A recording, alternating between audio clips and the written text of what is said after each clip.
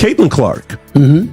and I'm a fan. Angel Reese, right? Yeah. They're going back and I'm a forth. fan of And Jamil Hill says by the time Angel Reese is done, she's going to be the Michael Jordan of WNBA. She said about Angel Reese? She said Angel Reese, by the time she retires, can you pull up this quote?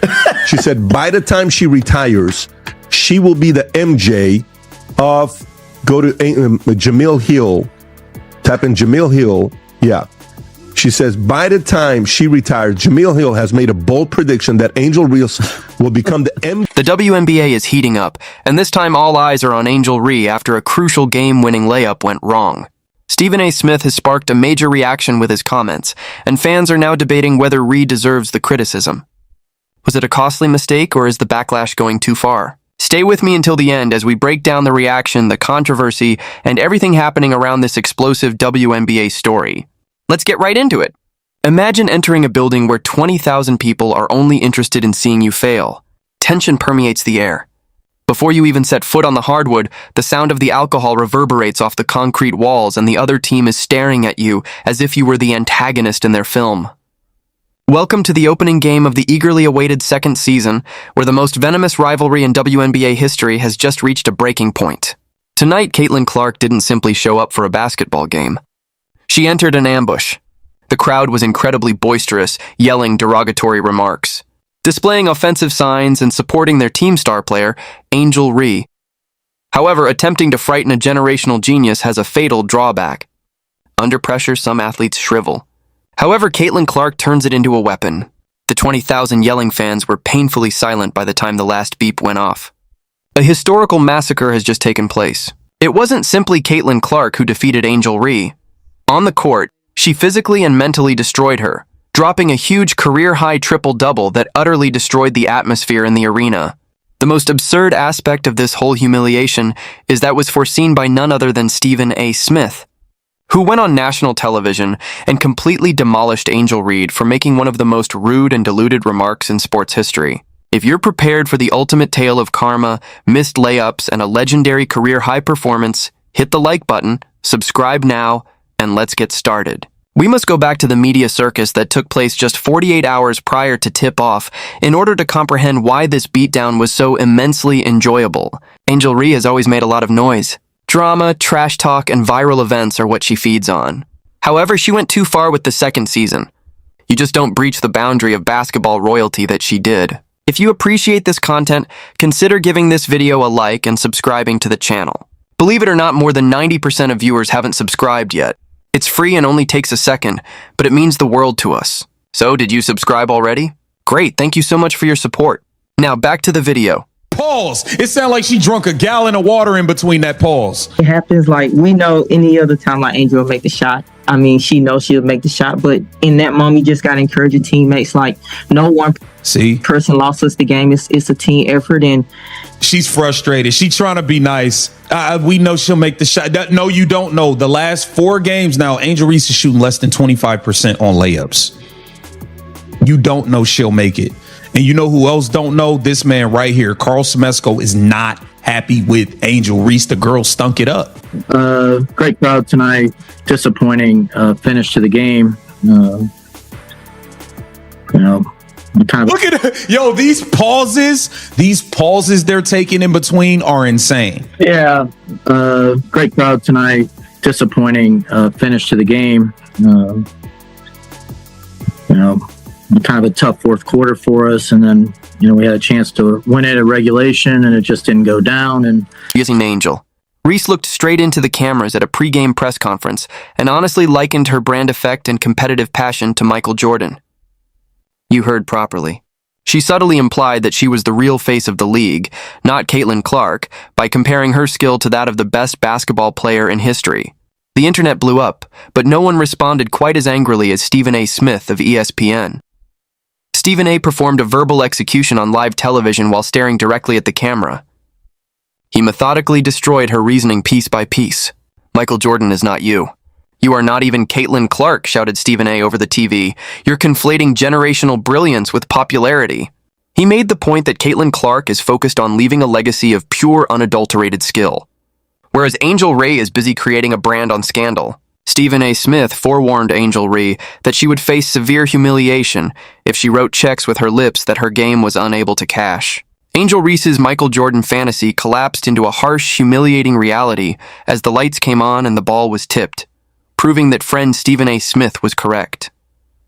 The first quarter commenced and the audience was in an incredible frenzy. The audience erupted into a chorus of boos every time Caitlin Clark touched the ball, making the television cameras vibrate. They wanted Caitlin to shatter. They desired for Angel to rule. However, basketball doesn't give a damn about what the fans want. The only thing that matters to the basketball gods is who puts in. That's freaking awesome. That is awesome. Caitlin Clark, the only player in WNBA history to average 26 and 9 assists over a 10-game span. Ever. Ever. In the history of ever. Let's get to the game. It went to overtime, 95-91. Michaela Timpson, 20 points on 9 of 13. 7 rebounds, 1 block shot. Caitlin Clark, 26 on 9 of 20. 9 assists, 3 boards. Kelsey Mitchell, she extended the streak. Come hell or high water. 20 points on 9 of 22. 1 rebound, 1 assist, 1 steal.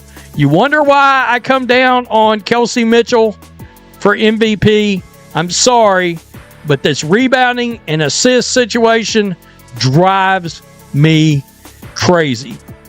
So, let's go to Angel Reese clocking Caitlin Clark right in the throat hole. With just 35. Right here, you're going to watch. There she gets her in the neck, and there she gets her in the throat. Yeah. What are we doing? Neck, throat. Wow. Yeah. Protected species. Shout out House of Lowlights. Speaking of House of Lowlights, good chance I've got an Angel Reese video coming in the. In an attempt to validate the Michael Jordan analogies, Angel Reese stepped out. She insisted on having the ball in the post. She attempted to intimidate her way to the edge. She completely forgot how to play basic basketball since she was so focused on finishing the highlight reel. Angel Reese missed 3 straight wide-open layups in only 6 minutes. It was laughing at Angel Reese, bruh, after the Angel Reese missed layup to win by a buzzer beater. The rivalry is definitely still alive, bruh, and I'm here to tell you, this is the face of defeat. I'm telling you right now, Angel Reese is defeated. And one thing I always tell you guys, y'all should know this. The internet will give it, and the internet will damn sure take it away. Y'all ever heard the saying, at this moment you knew you messed up? This is the look Angel Reese had on her face. At this exact moment, she knew she's gonna be the laughing stock of the basketball world for the next 48 hours. That's exactly what happened. And it was so bad, Angel Reese did not speak to reporters after the damn game. When you take me through that fourth and overtime, they outscored 31-19. What changed in that at the end of the game? Wait, can you repeat that? At the end of the game, they outscored you 31-19 in the fourth and overtime. What was the difference in the game, you believe, at that point? I feel like we fought hard. I mean, I don't know. I just feel like we just came up short tonight. This question's for either of you all. When you face a team like this, obviously 4 times, you could potentially see them again in the playoffs. I guess what would you say you can kind of take away from a loss like this? That we're right there. And I know tonight didn't go the way that we wanted to, but we had some plays down and we showed some fight. And I think although we didn't get the win, I think there's some promise that we know that we can beat a team like that if we have a full team together, but even with the team we had tonight. What transpired next should be included in the Basketball Hall of Fame, my friend. Caitlin Clark totally rebuilt the Matrix in addition to taking control of the game. Caitlin was working in the 4th dimension while Angel was missing layups. She hushed the front row with a 35 TFT logo to begin the assault. She then began to thread passes that defied human geometry through the defense. The statisticians were frantically trying to keep up with the speed at which she was accumulating assists and hitting her teammates flawlessly in stride. However, Caitlin was doing more than just passing and scoring. The nasty labor was being done by her. She was demonstrating to Angel Reese what true grit and drive looked like by flying into the paint and taking rebounds straight out of the hands of larger players. The unthinkable became a reality by the middle of the third quarter. On the screen, the image flashed. Caitlin Clark had achieved a spectacular triple-double that was a record for her career.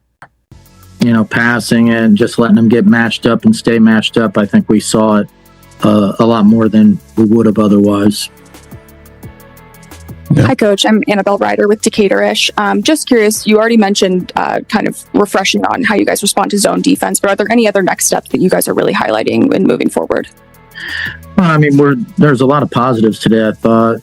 Word to Angel, Leslie, Ryan, and Alicia were kind of there to console her. What was your message to Angel after she missed that shot? Yeah, what was your message to Angel after she smoked the layup and smoked the game? We just had to move on to the next play. We did what we didn't run there was supposed to be one screen in there, and we kind of forgot the screen. But then Ryan, took the shot. And we told those two to, really crash the boards and give us a second chance. They both did exactly what we asked for them.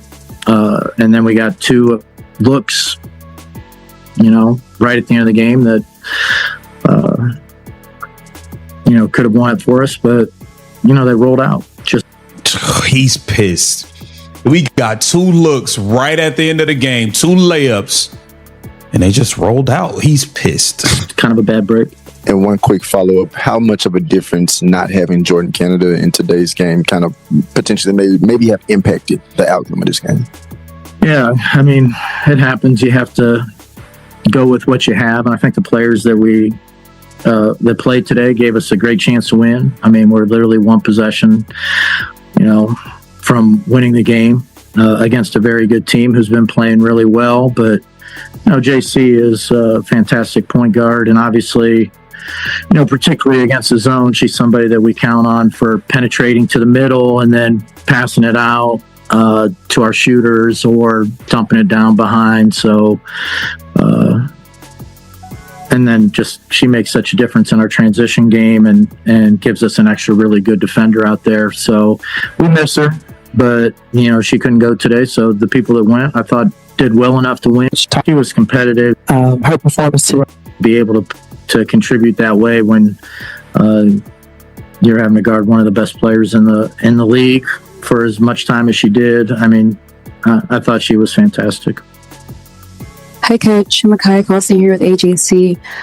Obviously, I know you guys are probably having a working by the time mindset, but what are some key things from this game that you're planning on telling the team or hoping that they talk amongst each other to take to the next game? Well, I think it shows that, we have a really good team.